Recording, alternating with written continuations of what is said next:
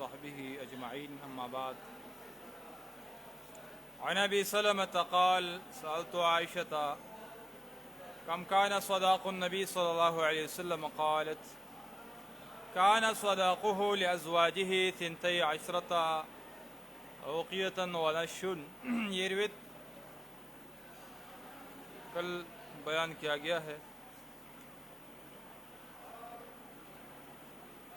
کہ رسول اللہ کے جو مہر تھا غالباً اپنے ازواج کے لیے جو خود مقرر کرتے 12 اوقی اور ایک نش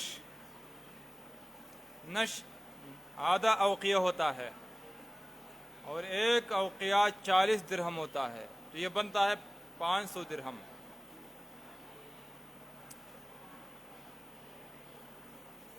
دو 200 درہم اگر ہے تو 52.5 تولے چاندی بنتا ہے. 52.5 تولے چاندی 200 درہم. جب 500 درہم ہے خود حساب لگائے، آسان ہے. اتنا اندازہ آج کل بنتا ہے.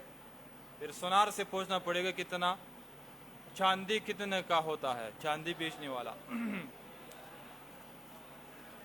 قال تدری من نش قلت لا قالت نصف اوقیہ ہے. فتلك 500 درہم رواه مسلم ونش بالرفع في شرح السنة في جميع اصول. غالباً ترتیب یہ تھی. باقی اس کے صفیہ رضا کا مہر جو ہے وہ عتق تھا، آزادی. جویریہ رضی اللہ تعالیٰ زینب رہا اس کے بھی اس طرح نہیں تھی، لیکن یہ اغلبی بات ہے. ان کی بیٹیوں کے بارے میں بھی اور ان کی بیویوں کے بارے میں بھی. الفصل الثانی عن عمر بن الخطاب قال الا خبردار لا تغالوا صدقۃ النساء. صداق بھی کہا جاتا ہے، صدقہ بھی کہا جاتا ہے. اب بعضوں نے نہلہ بھی ذکر کیا ہے کہ نہلہ بھی ہے. علائق علقہ، علائق بھی بنادوں سے کوئی 12 اوقیوں سے اوپر، تو آپ نے بھی اس طرح کام نہیں کرنا ہے. رواه احمد والترمذی وابو داود والنسائی وابن ماجہ والدارمی. روایت کی تفصیل میں ہے کہ ایک خاتون کڑی ہو گئی اور کہنے لگی کہ وآتیتم احداہن قنطارا، یہ تو قنطار خزانہ بھی دینا جائز ہے. تو عمر رضی اللہ تعالیٰ عنہ کان وقافا عند کتاب اللہ، اللہ کی کتاب کے ساتھ وقاف تھے. جواب تو دے سکتے کہ میں نے یہ بات اس لیے کی ہے کہ جب اس میں کوئی عزت چاہتا ہے اور فخر چاہتا ہے، کیونکہ فخری کلمات بھی یعنی عزت کی کلمات بھی ہے کہ یہ مکرمہ فی دنیا نہیں ہے اور یہ تقوی نہیں ہے، ویسے جائز تو ہے، لیکن پھر بھی کتاب اللہ کی عزت کرتے ہوئے خاموش ہوئے اور کہنے لگے کہ یہ بوڑھی عورت حق تک پہنچ گئی. عمر ہو نہیں پہنچا. یعنی اگر یہ مسئلہ ہو کہ اوپر جائز نہیں ہے تو یہ عورت بوڑھی عورت جو ہے یہ حق پر ہے، لیکن اس کی بات ٹھیک ہے، درست ہے. اور یہ عوام کو موقع دینا ہے کہ ہر قسم کی جو بات ہے اصلاح ہے وہ امیر کا اصلاح کرے. اگر اس طرح رعب ڈالا جائے کہ اصلاح کوئی نہیں کر سکتا ہے اور کوئی بات بھی نہیں کر سکتا ہے، تو امیر کی غلطیاں خود تو نظر نہیں آئے گا اور بھی نہیں بتا سکتا ہے، تو یہ ناکامی کا سبب ہے. کامیابی یہ ہے کہ باقی تشدد دین اسلام میں تو موجود تھا عمر میں، لیکن اس طرح کے حوالے میں جو غلطیوں کی طرف نشاندہی ہے بہت خوش ہو جاتے. کبھی ایسا بھی کہتے کہ الحمدللہ الذی، اس ذات کے لیے حمد ہے کہ میرے رعیت میں ایسے لوگ ہیں کہ مجھے پھر اگر غلطی میں کرو تو تلوار سے صحیح کرے گا مجھ کو.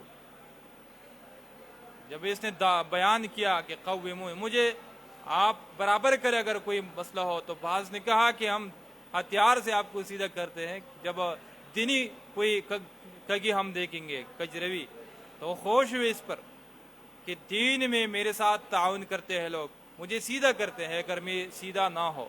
اس پر خوشی ہونی چاہیے کہ دن کی تربیت مربی کوئی موجود ہو. اگر آپ سے چھوٹے لوگ رعیت ہو وہ اس پر بھی خوشی ہونی چاہیے.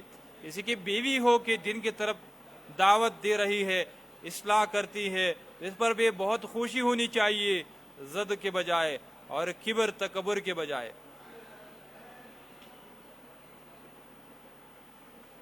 عن جابر بن عثمان قال من اعطى في صداق امراته ملء كفيه سبيقا. جابر رحمہ کی روایت ہے کہ رسول اللہ صلی اللہ علیہ وسلم نے فرمایا جس نے مہر میں اپنے بیوی کی مہر میں ایک لپ ستو دے دیا یا کھجور ایک لپ فقد استحل، اس نے اپنے لیے حلال کر دیا. اور ابو داؤد. لیکن یہ روایت جو ہے دوسری ایک روایت میں ایسے الفاظ ہے کہ ہم ایک قبضہ جو لب ہے اس پر متعا کرتے تھے جب متعا جائز تھا، نکاح متعا. ہو سکتا ہے کہ وہی مراد ہو. البتہ یہ روایت کمزور ہے. ابن رومان کے نام سے ایک راوی ہے، اس میں وہ مجہول ہے، لہذا یہ روایت کمزور ہے. اگرچہ مہر میں کم سے کم چیز جو کہ مال ہو، مالیت ہو تو جائز ہے دینا، کچھ قیمت والی چیز ہو. وعن عامر بن ربيعة أن امرأة من بني فزارة تزوجت على نعلين.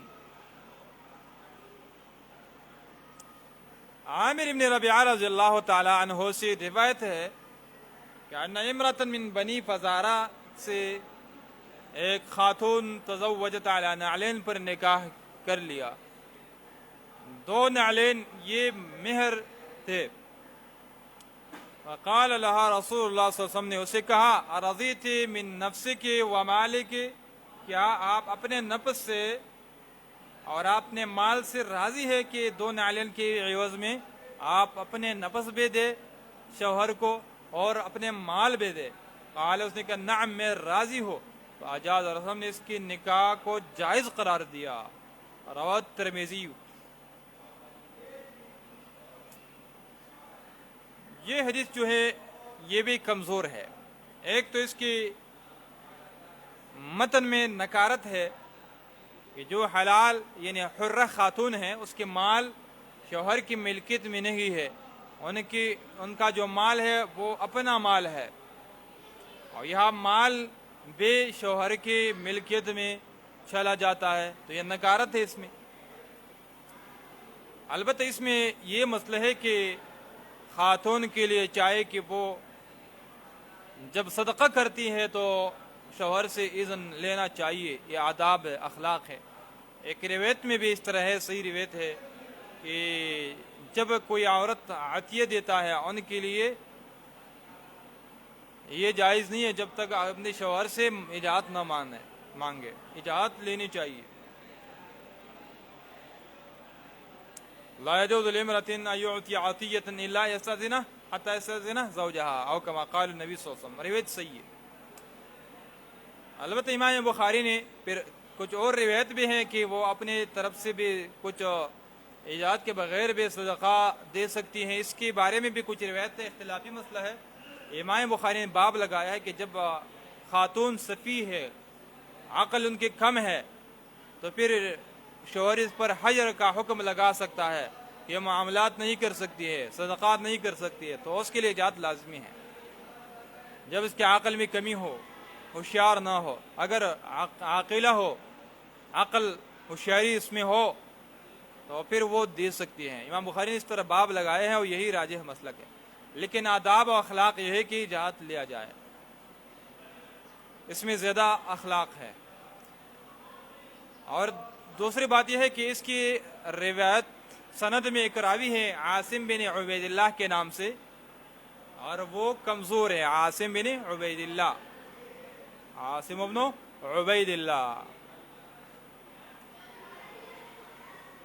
اگرچہ نعلین پر بھی نکاح جب یہ قیمت والے نعلین ہے تو نکاح تو جائز ہے، لیکن روایت کمزور ہے. وعن علقمة بن عن مسعود أنه سئل عن رجل تزوج امرأة ولم يفرض لها شيئا ولم يدخل بها حتى مات، فقال ابن مسعود لها مثل صداق نسائها لا وكس ولا شطط وعليها العدة ولها الميراث۔ علقمہ رحمہ اللہ ابن مسعود سے روایت کرتے ہیں انہو سئلا، کہ عبداللہ بن مسعود سے سوال پوچھا گیا کہ تزوج امرأتن عن رجل، اس رجل کے حوالے سے کہ تزوج امرأتن، ایک خاتون سے اس نے نکاح کیا، ولم یفرض لها شیئا، کسی قسم کے مہر اس نے مقرر نہیں کیا۔ یہ تو اس بات کی دلیل ہے کہ مہر نکاح کے عقد کے وقت اگر میرے نزدیک، اور یہ جواب دے دیا کہ لہا اس عورت کے لیے کہ عقد نکاح ہو چکا ہے، مہر مقرر نہیں ہے، شادی نہیں ہوئے، جس کے لیے صداق نسائها، ہم مہر مثل ہے، یعنی کہ جو بہنیں ہیں یا عمے خالے ہیں وہ شادی ہوئی ہیں، اور ان کی مہر کتنا تھا تو اتنا ہی مہر ان کو بھی دینا ہے اس میت کی میراث سے۔ ایک بات، لا وکس ولا شططا، وکس بفتح الواو و سکون الکاف، کسی قسم اس میں کمی نہیں ہوگی کہ عورت کے مہر مثل میں کچھ کمی آ جائے، ولا شطط، زیادت بھی نہیں ہے کہ شوہر کے مال سے زیادتی مال لیا جائے، مہر مثل سے بھی زیادہ۔ دوسری بات یہ ہے کہ وعلیہ العدہ، اس پر عدت لازمی ہے، متوفی عنہا زوجہا، 4 مہینے اور 10 دن کی عدت لازم ہے۔ تیسری بات وَلَهَا الْمِيرَاث، اس کے لیے میراث بھی ہے۔ ابو داؤد و نسائی کی بعض روایت میں ہے کہ جب یہ فتویٰ عبداللہ بن مسعود نے دے دیا تو آخر میں کہا ان کان صوابا فمن اللہ، اگر یہ فتویٰ حق ہو، میں نے تو اجتہاد سے بتا دیا کہ یہ اللہ کی طرف سے ہیں، اللہ نے الہام دے دیا، میرے ذہن میں ڈھال دیا، اللہ کی طرف سے ایک نعمت ہے، ان کی طرف نسبت ہے۔ وہ ان کان خطا، اور اگر خطا ہو فمنی ومن الشیطان، تو یہ غلطی میری طرف سے ہے اور شیطان کے وسوسے کی طرف سے ہے۔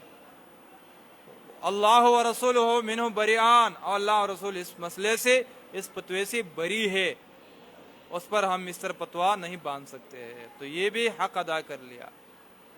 جب اس طرح فتویٰ دے دیا فقام معقل بن سنان، معقل بن سنان الاشجعی رضی اللہ تعالیٰ عنہ کھڑے ہو گئی۔ ایسی بات نہیں ہے کہ اس پر کوئی حدیث نہ ہو، دینی مسئلہ ہو حدیث نہ ہو۔ فقال، اس نے کہا قضا رسول اللہ صلی اللہ علیہ وسلم فی برواع بنت واشقہ، برواع بنت واشق ہلال بن مرہ کی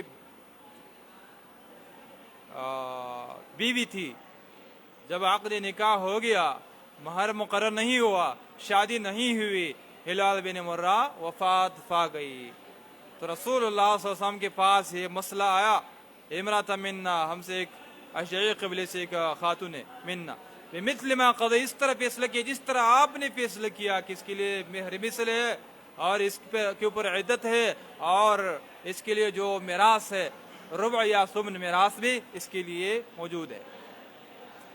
ففرح ابن مسعود، اس پر بہت خوش ہوئے کہ میری اجتہاد حدیث کے ساتھ موافق ہوا، اور 1 مہینے سے لوگ آ رہے ہیں، میں پریشان ہوں، پریشانی بھی ختم ہو گئی۔ ففرح بها ابن مسعود، رواه الترمذي وابو داود والنسائي والدارمي، وصلى الله تعالى على خير خلقه محمد وعلى آله وصحبه أجمعين۔